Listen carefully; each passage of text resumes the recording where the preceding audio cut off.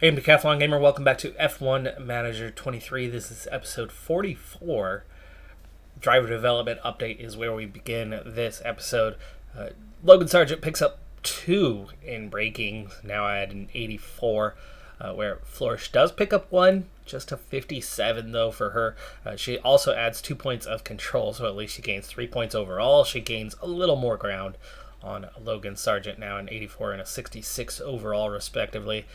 Tanaka sees even further gains, plus 3 to adaptability, and then plus 1 to overtaking and defending. Not exactly useful for improving her pace, but because she is low in everything, right now we're training balanced and just letting her accumulate attribute points whenever, wherever, however, and plus 5 is good, period. It's going to play into our cushion a little bit, but I think it's time for our next wind tunnel upgrade. We've got 24 million. It's going to cost 17 million. That still leaves us with 7 million, and we've got a race weekend right now, or in a couple of days anyway, in Montreal, and that's fine with me. I think we can manage to get by, and we should be back to 10 million plus by the end of the race weekend. Formula One has arrived here in Quebec, and we're excited to get underway. Let's hope it's not going to be Groundhog Day. The local rodents have disrupted more than one race day here in the past. The Canadian Grand Prix is ready to kick off, and the only drama on the tracks we want to see is the best drivers in the world battling it out for a place on that podium. Gilles Villeneuve is a quick, free-flowing circuit in part. 70 laps of the Canadian Grand Prix await our drivers here in Montreal. And as we look to Logan Sargent, you can see the focus and concentration. 10th isn't where they'll want to be finishing this race. They need to be careful at the start, in amongst the midfield. Here we go. It's time to go racing.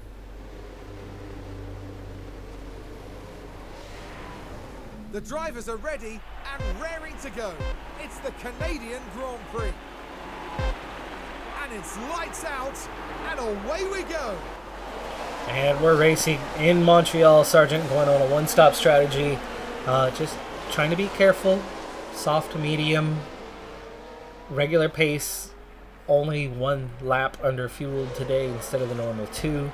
Meanwhile, Flourish does start from 20th. But we're going to go really aggressive with her. We're going to push throughout the race with soft, medium, soft. And see if we can eke out some additional pace today. See if she can get ahead of some cars. Two-stopper might not be the go-to strategy for too many cars. She's going to need good pace, though, to be successful with this. She's definitely going to be pitting earlier than others, which could lead to an undercut and give her a chance to get ahead of some. Sargent, after starting from P10 here on the first lap, has already dropped 1 position off the line behind the Alpine. Red Bull's on top as usual. Aston Martin right there with him, though. Stroll competing for the lead. So settling in, the only gap that's really starting to open is at the front. Sainz a bit off the pace. Field very much staying bunched for now, including Flourish, who is unable to move forward, is right on the heels of Magnussen, though. Gio with a lockup drops to last place, giving us 19th, but Sargent was already ahead of Gio. And again, the only gap really is at the front. Second gap has emerged a little bit, 2 seconds anyway, to Zhou in 14th. Gio definitely off the pace and losing ground, so that's good. That's one car that we might actually beat today, as Flourish is into that pit window. Fuel recovery not happening rapidly, but definitely is happening. Diving off, first one down pit road today is Flourish. We'll see if the two-stopper helps. The push has helped her keep up. She stayed in DRS range that entire time, and now will be on the mediums and pushing alone for a little bit. Will the fresh compound give her a little extra pace and allow her to undercut? She's going to come out just 4 seconds behind Gio, who still has yet to pit and is well off the pace. Meanwhile, Sargent's still in P11, nothing doing there. There's been very little in way of overtakes so far in this race. I would suspect, following the first pit stop, we're going to see the field start to shake up a bit and stretch out and start to actually see some overtakes. But in the first stint, very quiet. So this is a great opportunity for Florsch to make up some ground. So far on her out lap, it's not been fast. She's been holding steady to Gio, and Gio's off the pace.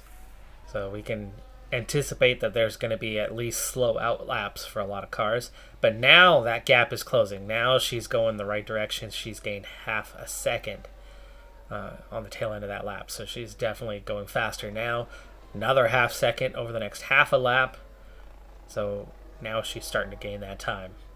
So it took one lap to get the tires warm. But she wasn't losing ground on that lap. She was just steady. Now gaining rapidly on Gio. Gio should be an easy overtake. Sainz has gotten clear of the mid-pack and is in that no man's land in between the front two and the chasing pack, which is 4th through 13th, that Sargent is very much in the middle of. Stroll into the pits. First one besides Florsch about 3 laps later, I believe. And we are almost in DRS range on Gio now. Means we've really only gained about 3 seconds, and that's on Gio, not on everybody else. We are now within DRS range, though. Up along the outside, and overtake complete. Just a single DRS zone is all it took. And other cars are pitting. Both of the Mercedes, double stack there. Thought they were awfully close to each other. But they were much further up the grid. They were not that tail group. So as much as Florsch has made some progress here and gained a good 6 seconds, she's still 8.5 behind Perez. Meanwhile, Sargent's up to P8 for the time being. I think we can go ahead and go aggressive for the remainder of the stint here. Now Tsunoda pitting. Tsunoda was a little further down. Tsunoda comes out ahead of Perez, though. Gio pits. It's going to leave him way behind. Magnussen was at the tail end. That was who Florsch had been behind before she pit. She was less than a second behind him. She is going to come out ahead. Yes, she is. Yes, she is. So we have undercut Magnussen, but you can see by only just over 1 second. And multiple cars are involved in an incident here. Collects the AlphaTauri, and they're going to come back together, and that's going to block the field. But that was behind us, I hope. It's not going. It was. That opens up a larger gap behind Sargent. That's good for Sargent as we approach pit road because things are cleared up already. Florsch, meanwhile, got ahead of Magnussen, pulled away from Magnussen a little bit. Remember, it takes a good lap to get up to temperature. Maloney. Okay, we're not the only one getting mystery penalties there. De Vries loses it on the inside, slides into Maloney, and Maloney gets the time penalty. Great stop, 2.433. I didn't see what Florsch's time was when she pit. I wasn't paying attention to that part, but there was fear that there could have been an incident this race weekend. Remember, over the last couple race weekends, we had a mistake in each. Our fatigue was up to 50%. Even though it was supposed to be managed. 2 mistakes equals 50% fatigue, apparently, as we started this month. So we've done no pit crew training to try to recover. Maloney with a pit stop issue and the 5-second penalty. That's harsh. But Florsch, for the time being, all the way up to P15. Now remember that little hold up. Look at the gap. De Vries is 15 seconds down, ahead of Gio, ahead of Maloney. Florsch very well could finish ahead of those cars. Also ahead of Albon now, so we undercut Albon as well. But I think some of that was everybody had to slam on their brakes and come to an almost stop. Sargent following the pit, P10. So we are back up into the points and have that chance to continually go forward. We are behind Ocon, who pit earlier, Stroll, who pit earlier. Front 6 have yet to pit, and Zhou has yet to pit. So Florsch has one more position in her. It looks like she's now a P14 virtual. And Sargent, I'm guessing, can undercut Gasly and Bottas. Maybe Russell. We are ahead of Leclerc, just barely. So very much competing for points now. Russell does come out behind us, so Sargent up to P8. Leclerc gets by, though. Verstappen pits, comes out behind Ocon. There goes, what was that, Gasly? And drops well down the order, and Bottas, so Sargent up to P7 now. And there's our final car making their first stop. Russell has now gotten around Sargent, so both of the Ferraris have gotten back by, and we're looking at P7 with those two ahead of us. Pourchaire has overtaken Florsch. She's down to P14. Pourchaire had just pit, was in the fast Aston Martin, so Magnussen has eventually gotten by Florsch, but she's still holding on to a solid P15 for the time being. We just have that extra pit stop, though, and I'm just not sure that there's very many cars that are going to go that route. Looking like everybody's going for the one-stopper except for Florsch. But we're trying something here. So far, it's worked out pretty well. Now, with a healthy gap to Zhou, Albon, no go there. We'll easily be behind Albon, but we could be in the race for P16. Got a crash. Right, let's have a look here as we go into turn 8. Barely any room to maneuver. And, that's obviously far from intentional. Magnussen, but there was contact. Florsch, her wings destroyed. Sure.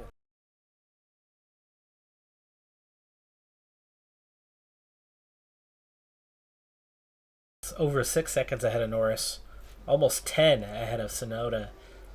P7 very much could be on for today, and that's a good spot for Sargent to be in.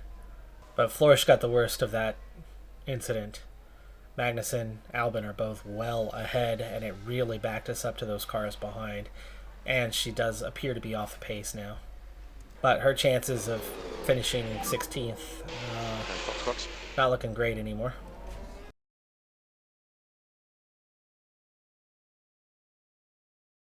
Good stop, 2.554.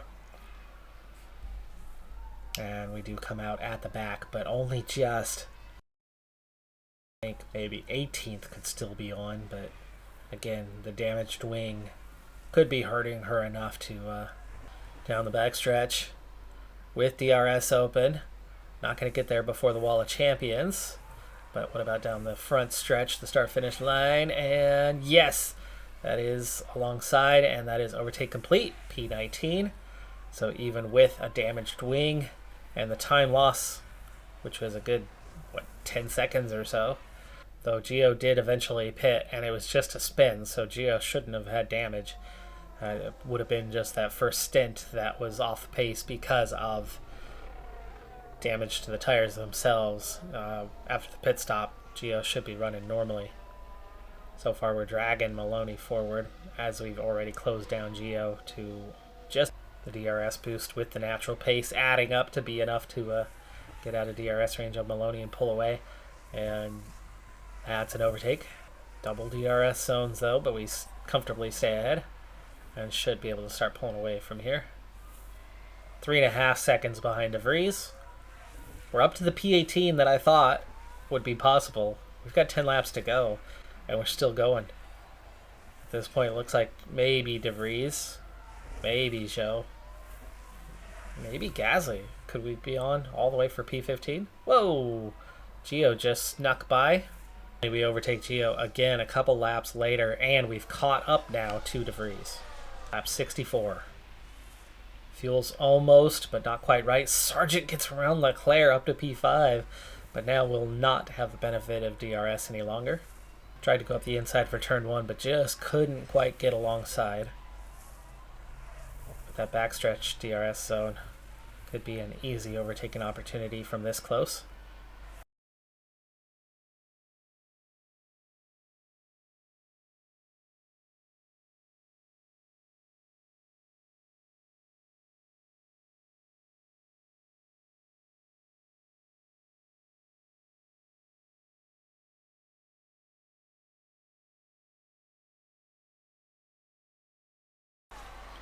De Vries out of range. We got De Vries out of range, so Florsch looks like she is going to be able to hang on for P17. Meanwhile, Sargent. Florsch is just starting her final lap, go neutral. DRS range was the key, and she extended beyond DRS. De Vries, that was his only chance was to stay in DRS range. Final time down the backstretch. Leclerc does have DRS, even though over a second behind. Well over a second behind. Almost too good. Stroll wins. Verstappen second. Ocon third. The undercut worked really well for those who used it. Sargent pitting a little bit earlier than some of the other cars also benefited. Moved up the grid a little bit. All the way to P5. Flourish. Second pit stop. Okay, fine. That's one thing. But we would have been P15 in theory had she not been hit by Magnussen. According to the commentators, it was pretty clear that he was the one at fault. Yet, racing incident, no penalty, and she was at fault. She would have gotten the penalty. We know how this game's been working for that one. Gasly with the fastest lap all the way down to P15. I think we would have had that P15. I do think we would have had it, or at least P16 for Flourish, if not for that accident. Either way, she does beat a few cars on merit. Gio had a spin. That was it. Maloney was involved in an incident. We definitely beat DeVries. DeVries wasn't involved in any... Oh, no, DeVries was as well. So all three of them did have at least a little something that they were involved in. Either way, though, so did Flourish. Flourish's pit stop of a 2.344 was 1 millisecond. Like 1/1000th away from equaling Charles Leclerc, 2/1000th away from having the fastest pit stop of the day. We've made a lot of progress in that department. Sargent also had a good stop, good enough for a 6th. We're making a lot of progress when it comes to this area. But this is not going to be a good month for development because of the fatigue part. We didn't train at all this week. We're not training until late next week, until that's finally under control. So we're losing a lot of training. There's 3 races this month. It's going to be a busy one, and yeah, the development's just not going to match. But we should have the things back under control and hopefully not see any more mistakes. Today was the day to worry about, and it wasn't worrying. We did okay. They did fine. No mistakes. Welcome along to the spectacular setting of Austria. Set in the Austrian mountains, the Red Bull Ring offers fantastic views and thrilling racing. Originally built in 1970, the circuit has been part of the F1 season in its current format since 2014. The Red Bull Ring is one hungry beast of a power track. Drivers face a steep climb up to turn 3 and a fast ride downhill through wide corners and straights thereafter. There's plenty of opportunity to overtake here, especially with the help of 3 DRS zones. It's a sprint weekend. Therefore, we only had 1 practice session. Therefore, Tanaka took that practice session. Sargent gets in the car for the very first time directly into qualifying. As a result, for the very first time, Flourish has out-qualified Logan Sargent. First and only time. Huge achievement. She even made Q2, I believe, for the first time. Massive achievement. Sargent, meanwhile, starts P16. I see how much slower she was in Q2 than Q1. But that means we've got plenty of sets of tires for both. And I'm looking forward to... Well, I think Sargent can go through the field a little bit easier than Flourish. But she's quite upgraded in terms of components compared to Sargent right now. These days, she's got a much faster car, and maybe it's showing itself here. I think it might have had more to do with track acclimatization, first time in the car, than anything else. We're ready for 24 laps around the Red Bull Ring in what should be a great sprint. Drivers certainly don't shy away from overtaking on this circuit, meaning we should be in for a hotly contested competition here in Austria. So then, it's time to see who wants that victory the most. Here in Austria, we're all ready to go for the sprint. And it's lights out, and away we go. I doubt it's going to hold long, but this is exciting stuff to have Flourish ahead of Sargent. She's already overtaken on the line, but they are side by side as they go through. It is so nice to see our 2 teammates racing head to head for a change. Sargent has a bit of a clearer path, and as a result gets the inside for turn 3. And that's the... Oh! 2 cars dive up the inside, and they both lose. And that was all Sargent under braking, causing both of them to lose that. But a little bit on Florsch. Multiple cars have crashed. Sargent drops to last and looks like he is out of this thing. And he is getting going again. Trying to overtake Magnussen. Of course, Magnussen has been involved in so many incidents. And that... unable to keep out of each other's way. I don't think there's a lot of doubt. Half a dozen of one, 6 of another. You're looking at Magnussen driving across the track and hitting Sargent. But is Sargent sufficiently alongside, or did he need to back out? That argument can be made either way, and knowing the stewards, they're going to give us a 5-second penalty. Sargent terminal front wing damage, so that's going to be that. No penalties given. That has got to be one of the very first times that that has ever happened for Logan Sargent. 8.5-second pit stop. And we resume from well off the back of the grid. Half a lap down. 21 laps to go. Go ahead and go standard. We definitely can't push all the way.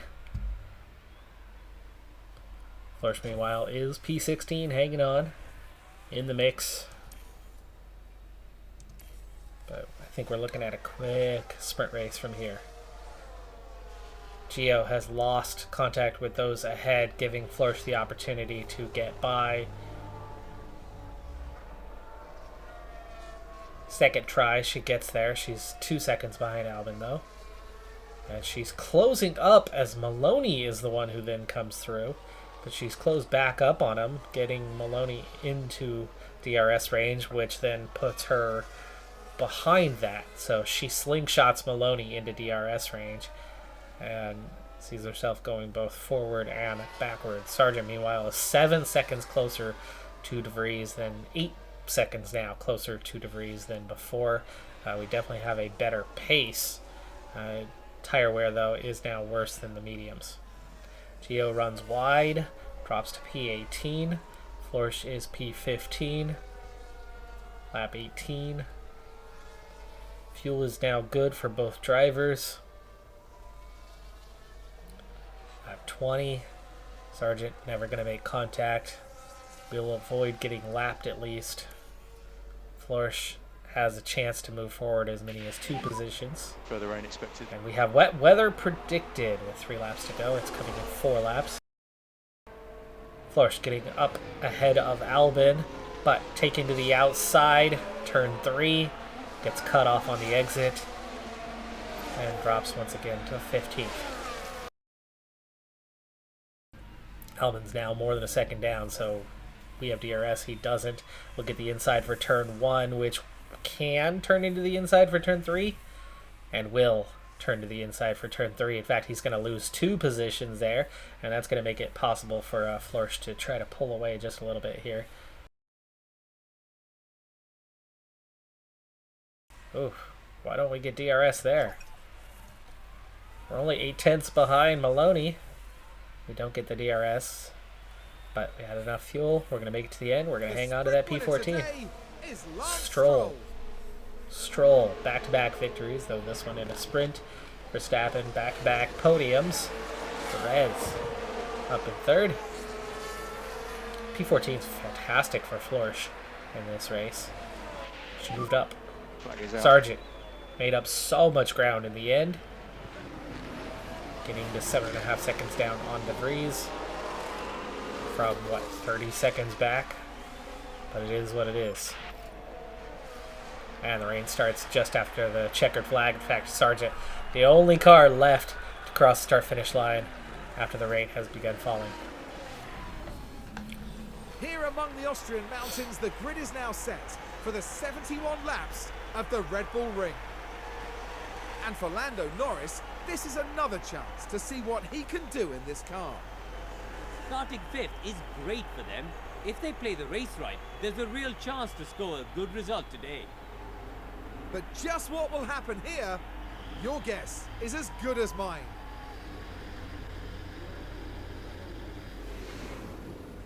the race we've all been waiting for. It's the Austrian Grand Prix.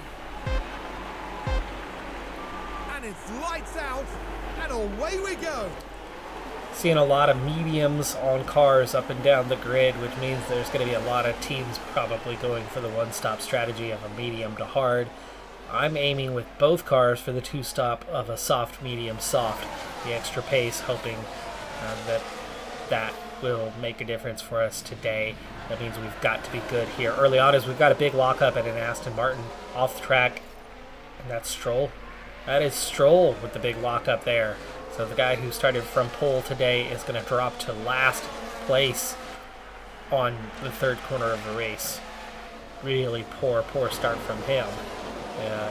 It's absolutely ruined his day, but sure, he's going to be able to recover decently well. So that's 14th and 19th now here on this opening lap. So both cars quickly settling into the position that they started from. We don't want to push on too long because these softs will degrade pretty quickly. Expectations are quite low today after the incident with Sargent in the sprint race, knocking us to the back of the grid.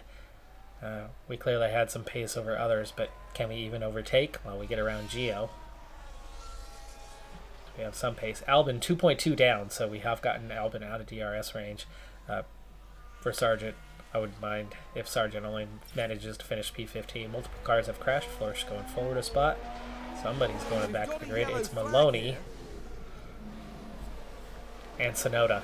Oh, it's the two AlphaTauris together. Ran him right off the road into the gravel. Sargent moves up a spot to P17. Florsch moves up a spot to P13. All over the back of Magnussen. Magnussen, the cause of the incident with Sargent. Possibly involved in the incident, we'll say that. I said that one was pretty even. Can't make the overtake. But again, has pulled away a bit from the Alfa Romeo. And Sargent is now all over the back of the other two after overtaking De Vries up to P16. We're going to definitely be pitting earlier than other cars and getting into alternate strategy and hopefully having better pace. Overtakes, as you can see, are possible here. Sargent has gotten around both Alfa Romeos now. Sargent, good-ish stop. It's an okay stop. 2.691. 2.489. Much better stop for Florsch. She's going to come out just behind Joe. Sargent comes out in P15. Both onto the mediums, need to get up to temperature. Sainz and Stroll are pitting.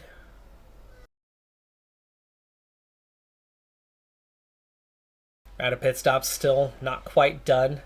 Sargent came out a little behind Magnussen. He got undercut. Currently sits P11. Florsch is now P17.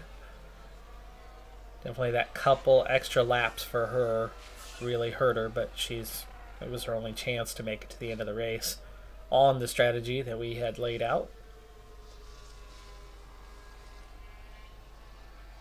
All over the back of Albon now, though. Chance to move up to P16. Good gap to the three cars behind. And meanwhile, Sargent moves around Magnussen into P10, has a 10% advantage on the tires too, and general pace advantage, so that should work out in the end. But can we pull away from them? We've got a four-car train led by Sargent right now. We'd like to get up to Sainz and the two Ferraris, if possible. 2.5 seconds behind those ahead. Just about a second ahead of Magnussen, but so many DRS zones just inches him back in. And it's outside of 1 second. There you go. Magnussen will start to drop off now.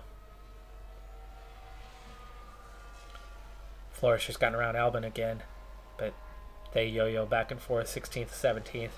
Big gap behind. Remaining competitive, slowly recovering the fuel. I'm glad I only underfueled by 2 laps and not 3.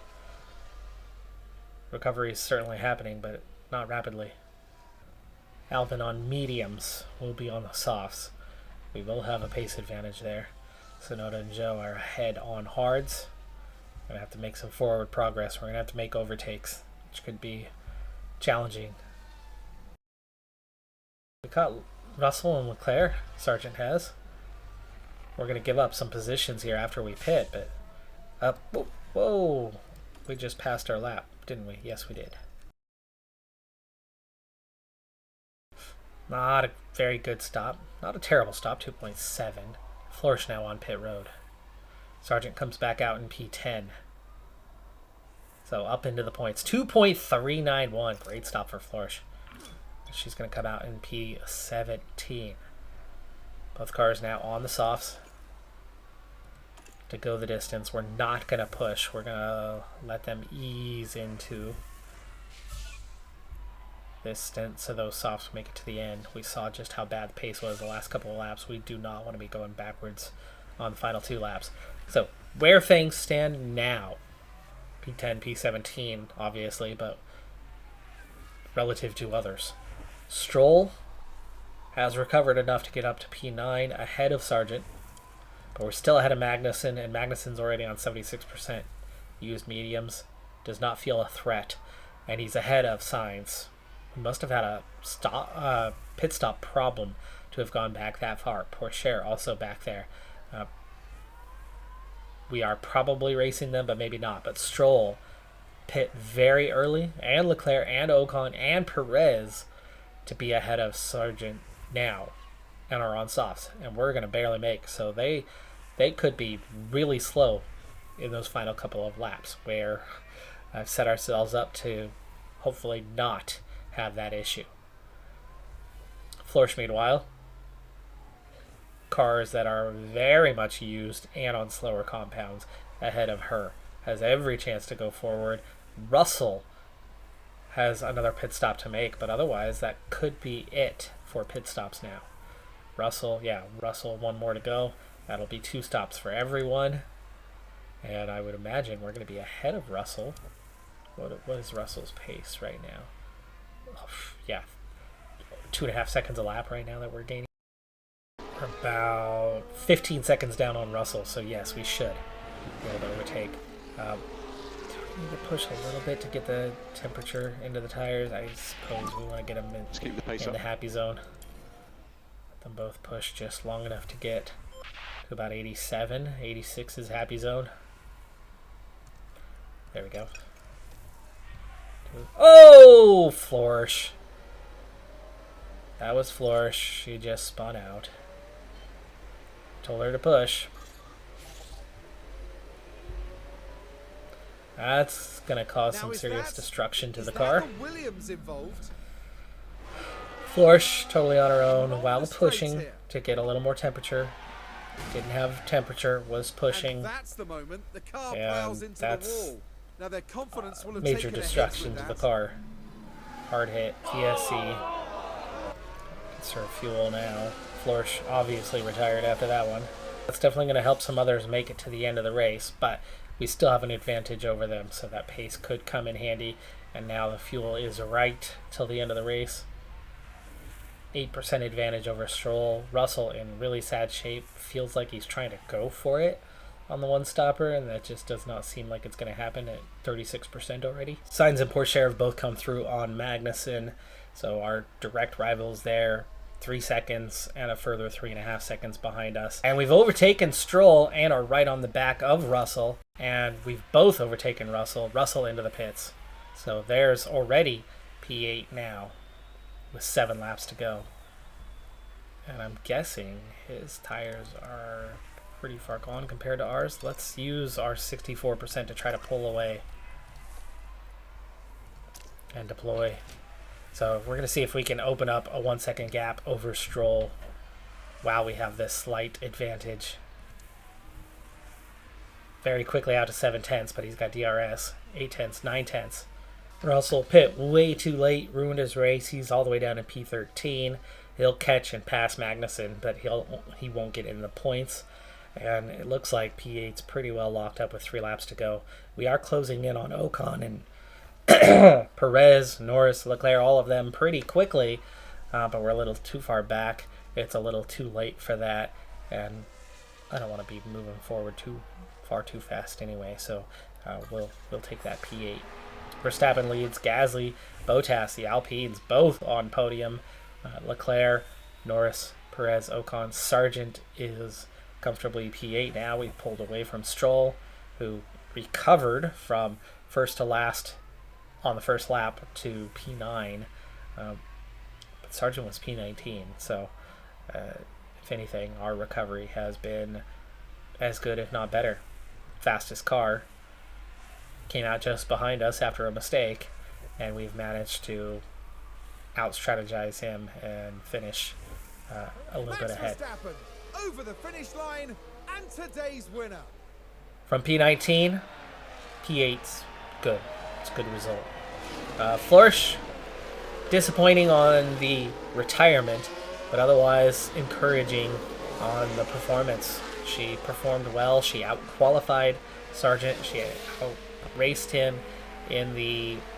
although, yes, there was an incident involved, but she outraced him in the sprint race, and she was doing pretty dang well here during the race. She was ahead of him for quite a while. She wasn't far behind him. She raced with him for a little bit. Clearly does not have Sargent's pace, but was performing well compared to what we're used to from her before the incident, and the incident is partially on me. I made her push to get some temperature. Without the temperature, the push just didn't go well. And the drivers right now, pulling away, but not massively far, is Verstappen ahead of Leclerc and Russell. Russell, no points today. Big mistake there. Stroll recovers, plus the sprint race victory amounts to topping 100 now. Sargent is 5th. Once again, outdoing Carlos Sainz, who only managed to grab a single point this weekend. But Bottas, Norris, Perez, all closing the gap quite a bit on us there. And in the constructors, that is a P7. That's where I want to be, folks. That's where I want to be. That's what I want to see. So Red Bull on top by just 20 points over a more consistent Ferrari. And then Aston Martin and Alpine and Mercedes all very close for 3, 4, 5. McLaren has now bumped us by just a single point with a huge gap over AlphaTauri in 8th. I'm thrilled with a P7 for the time being. That's exactly what we want to see. We've nerfed ourselves just enough to drop behind a very busy midfield. Really, you want to say P3, but Aston Martin is just underperformed. I think they're a strong P3. But Alpine, Mercedes, McLaren, and us, 4 teams that seem pretty close. Alpine was at the right track. That was a good track for them. They performed well. Scored a lot of points. In fact, they scored the most points this weekend as a constructor. But for us, we want to be just behind those guys. It's easy to suddenly, if you need some points, you need a performance. It's easy to give good components to Sargent for a weekend and go out and see where he fits in on that particular weekend. Does he get 4th? Does he get 5th? Does he amass a ton of points and move us back up a little bit, and then we go back to nerfing? I could easily do that. At this point, it's manipulating the system, but we've finally dropped down into the position we want to be. The team wants us to finish 7th, and if you finish higher, it just increases their expectations, which continues the reliance on a driver who is good versus a driver who is just starting to compete. And it's the driver who's starting to compete that obviously is our priority, and therefore we don't want to overperform. We want to keep those expectations limited, because at some point we want to have Florsch in one seat, we want to have Tanaka in the other. It's going to take an amazing car, turn that into a competitive, score some points type car. And right now, if we weren't doing any of that, we'd be P9. Score some points, limited, beat the AlphaTauris, that still only means P8. So if the expectations are suddenly 3rd or 4th because we've done well, we're in trouble. But if we could stay 7th, again, maybe next year their expectation might bump to 6th. But either way, we're building a car and building a driver capable of getting into the points. She's getting closer to that now. We're narrowing the gap while not exceeding expectations. Careful balance. Flourish, the 239. Wow, there were some really quick stops at this race. I still scored a little bit. 5th now. No mistakes, though really only 2 good times. Sargent couldn't get a good pit stop either time, but they weren't terrible. That is going to do it for this episode, though. I'm Decathlon Gamer. Like, comment, subscribe, and I'll see you next time. Have a good one. Be safe out there. Bye for now.